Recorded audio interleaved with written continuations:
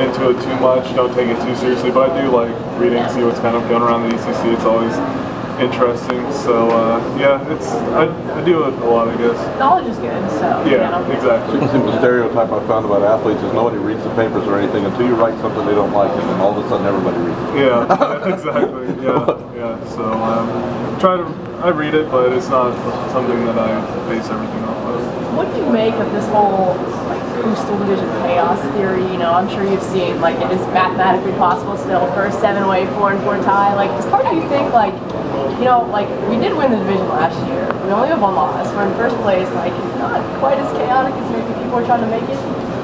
I mean, it definitely is crazy. It's just you never know what's going to happen week to week. Mm-hmm. One team might be playing really well, and the team that you thought was just going to easily win is just having a bad day. So, I think it makes it exciting. Every week is a challenge. No game can just be passed up mentally. And, we're acting like as if we're at the bottom of the coastal trying to fight our way back up. So we still have to keep that mentality through this month, because November's not only a huge month for our football team, but just college football in general. So we really have to keep focused on the task at hand. What do you got to do if we're expecting that kind of parity in the conference? Not really. So I don't know. I didn't really know what to expect coming into college football out of high school, and where it's kind of grown now, where we've added a lot more teams. It's kind of exciting to see how people match up against one another, and it's been really fun.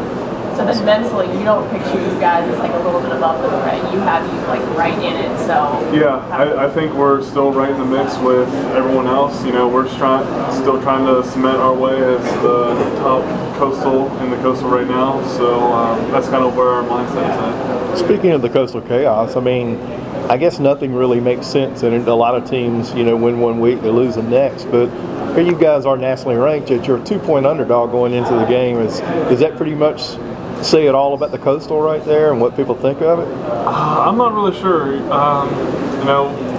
We were all pretty excited about the ranking and all that, but I think we're just trying to take it one week at a time right now, not get too caught up in all this chaos that's going around in the coastal.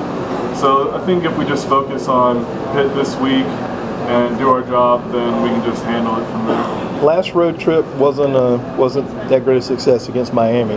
How can you flip things against Pittsburgh, and what will it be like to be playing where the Steelers play? Will that be pretty cool for you as a player? Yeah, so I was born in Pittsburgh. I lived there until I was 15 years old. So this is definitely not only very physical, it's going to be a great game, but it's also a very emotional game for me, coming back to my hometown, seeing a lot of friends I haven't seen in a long time. But yeah, I think this time we're a little more acclimated to being in an away setting. Boone and I have created much better communication about when we need to go on a silent cadence or when we can just go off his voice. And I think that's really improved, especially with the Georgia Tech game where it did get loud. Him and I were able to communicate much better. And I think that also helped with our success as well. So are you going to be like the tour guide since you're the home guy this weekend? Are you? What can you share with your teammates about this area and the way things are going to be, that type of thing? Probably, I guess, some of the historical monuments that are around here in Pittsburgh, and also some with the O-line, with the food, of course, telling them how it's a little bit different in that way. So it's going to be really fun. I'm excited.